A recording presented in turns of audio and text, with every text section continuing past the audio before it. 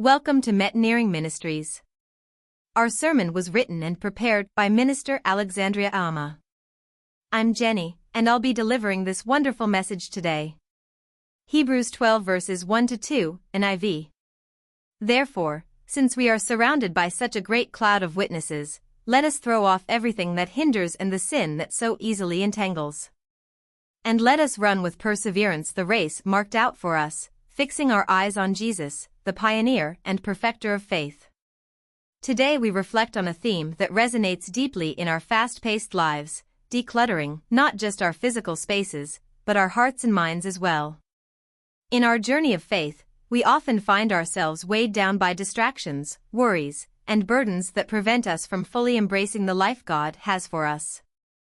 Just as pilots rely on a feature called declutter mode in the cockpit, an automatic response that helps them manage stress and focus on what truly matters, we, too, need to find ways to clear the noise in our lives. In a world brimming with distractions, conflicting information, and emotional baggage, we often miss the vital connection with God that we so desperately need.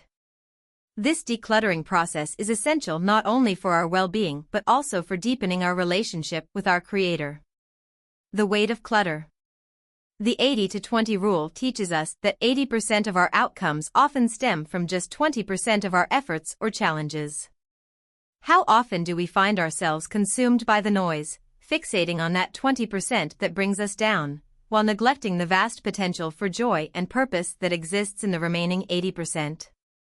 This overwhelming focus can distort our perception of reality, causing us to carry burdens that do not belong to us. From a young age, we absorb conflicting ideologies and messages that shape our understanding of ourselves and God. Each new experience adds layers of emotional, mental, and spiritual clutter. Yet amidst this chaos, God is watching over us, offering a blueprint for life through His Word, guiding us toward deeper connections and clarity. Reintroducing ourselves to God.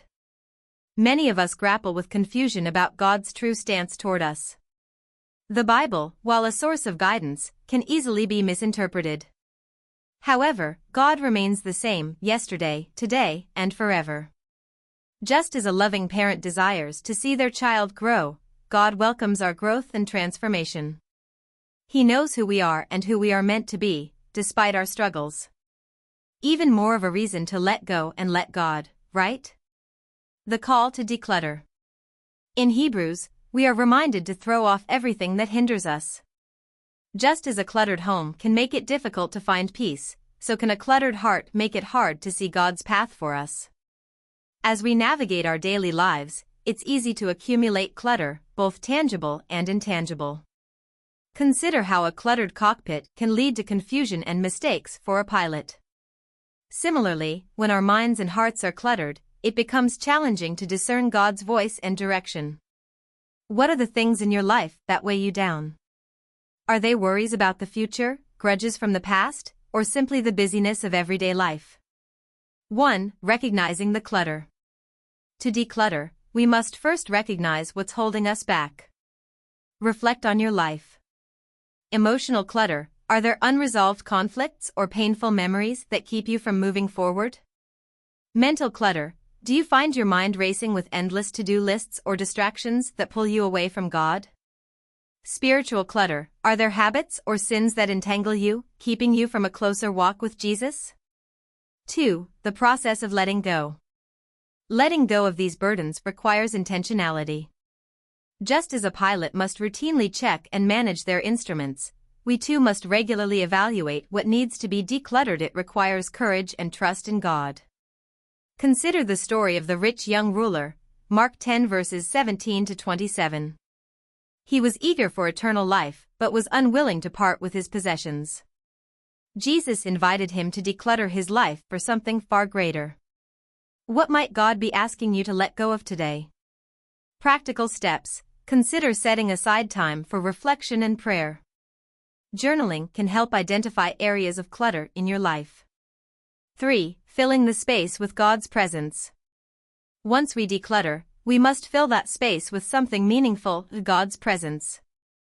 Just as a pilot relies on navigation systems to guide their journey, we must have a reliable navigation system to guide us on our journey.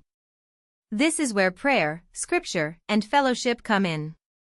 As we empty ourselves of distractions, we create room for the Holy Spirit to work in our lives. 4. The promise of renewal.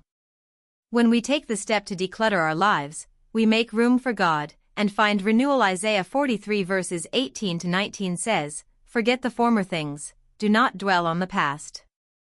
See, I am doing a new thing." God promises to make a way in the wilderness and streams in the wasteland. As we move forward, let's commit to a spiritual declutter mode. This week, take time to identify what needs to go. Pray for the strength to let it go. Embrace the freedom that comes from running the race marked out for us, fixing our eyes on Jesus. Let us pray. Heavenly Father, we thank you for the call to declutter our lives. Help us to identify the things that weigh us down and give us the strength to let them go. Fill our hearts and minds with your peace and presence. Guide us as we seek to run the race with perseverance, focused on you. In Jesus' name, we pray. Amen. Thank you for listening, and please consider subscribing, liking, sharing, and commenting.